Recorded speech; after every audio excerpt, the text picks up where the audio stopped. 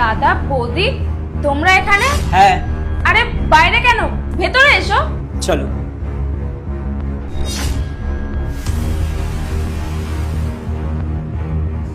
দাদা তোরা বস, আমি তোদের জন্য কোল্ড ড্রিঙ্কস নিয়ে আসছি। ঠিক আছে। প্রচন্ড গরম বাইরে। ফ্রিজে তো এইটুকু কোল্ড ড্রিঙ্কস আছে, এবার আমি দাদা বৌদিকে কি দেব?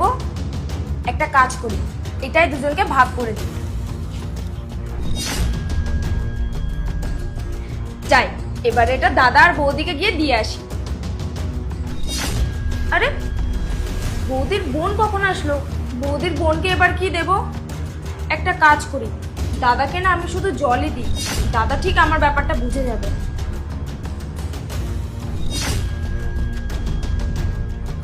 ব্যাস হয়ে গেছে, এবার গিয়ে এটা ওদেরকে দিয়ে আসি।